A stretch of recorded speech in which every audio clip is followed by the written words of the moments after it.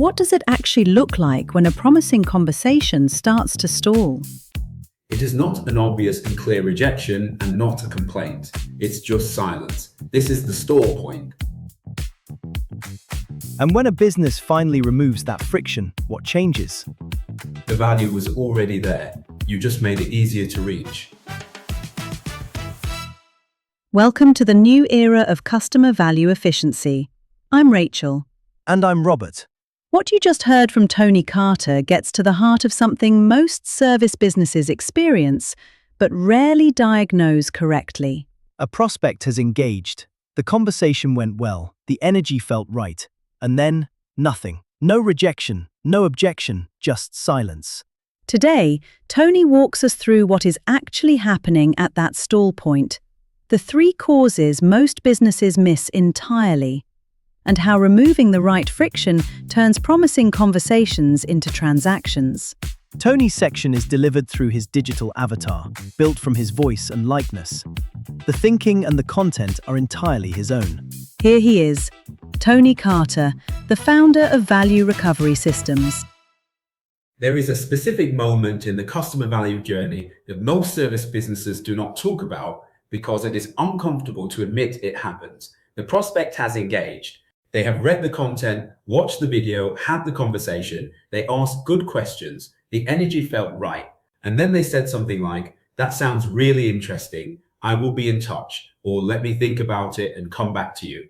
And then nothing, not a rejection, not a complaint, just silence. This is the stall point, and it is different from disinterest. A disinterested prospect does not engage in the first place. The prospect at the stall point has already shown you that the problem is real, the interest is genuine, and the timing felt relevant.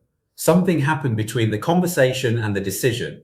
Understanding what that something is and addressing it is where a significant amount of recoverable value sits in most service businesses.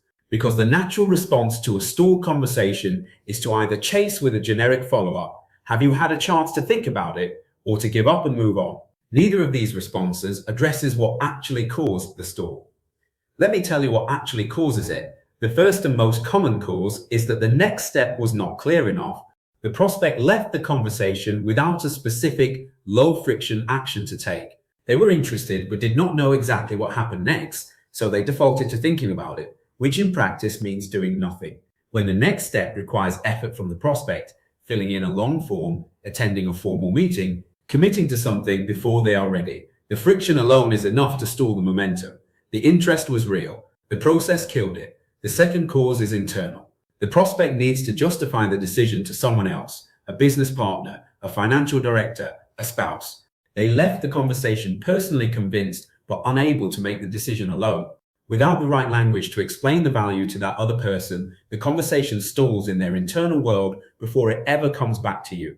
This is why the specificity of your value proposition matters beyond just attracting the initial inquiry. It matters at the point of internal justification too. If the prospect cannot describe what they are buying and why in a sentence that makes sense to someone who has never heard of you, the internal conversation fails and the stall becomes permanent. The third cause is price, but not in the way most businesses assume. The prospect rarely objects to price directly. They go quiet instead. The price felt higher than expected or higher than they felt comfortable committing to without a stronger sense of certainty about the outcome. The concern was never voiced because voicing it felt awkward, so they withdrew instead. So how do you address the stall before it happens? The answer is not a more aggressive follow-up sequence.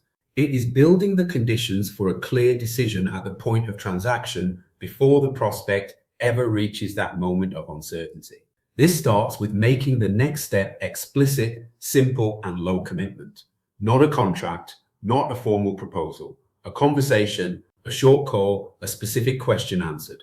The smallest possible action that moves the relationship one step forward. When the next step is that simple, the friction disappears. The prospect does not need to prepare anything, commit to anything, or explain anything to anyone else yet. They just take one small step. And one small step is infinitely easier than a decision. The second thing is to name the hesitation before the prospect raises it. If price is a common stall point in your business, acknowledge it directly in the conversation before the prospect leaves. not defensively, but clearly. Something like, I want to make sure the investment feels right for where you are, so let me explain exactly what this includes and what it delivers. This removes the awkward silence that allows price concerns to fester into withdrawal. The same applies to the internal justification problem. If you know the prospect will need to discuss this with someone else, help them do that. Give them the language. Summarize the key points in a way they can share. Make it easy for them to be your advocate in the internal conversation you will never be part of. And the transaction process itself, how easy is it? When a prospect is ready to move forward, how many steps stand between their decision and confirmation? Every unnecessary step is a moment where uncertainty can creep back in. The simplest transaction processes convert the highest percentage of interested prospects, not because those businesses are better at what they do, but because they have removed the friction that lets a yes become a maybe. This is customer value efficiency at the point of transaction, not tactics, not pressure. Removing the barriers that prevent a genuinely interested prospect from taking the next step they already want to take.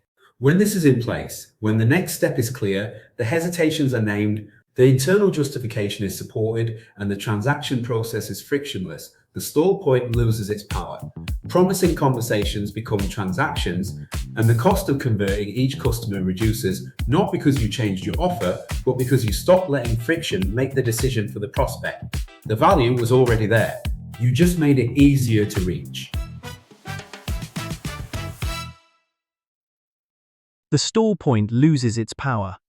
That is the outcome when all three conditions are in place: a clear next step, named hesitations, and a frictionless transaction process. And what Tony described is not a sales technique. It is a discipline of removing what gets in the way of a decision the prospect has already leaned towards making. The three causes he walked us through, the unclear next step, the internal justification problem, and the price concern that never gets voiced, any one of those alone can stall a promising conversation. And the fix for each of them is not more pressure, it is more clarity.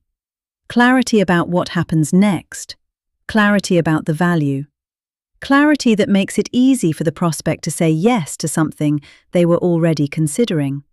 In the next episode, we look at something that compounds every stage of the customer value journey: the visibility of your results. If a prospect cannot see evidence of what you deliver for people like them, the understanding, the follow-up, and the frictionless transaction process all become harder than they need to be. If this episode gave you something to think about, please subscribe and click the notification bell here on YouTube and follow us on Spotify or Apple Podcasts. And take the free customer value snapshot at valuerecoverysystems.co.uk. Find out exactly where your business stands.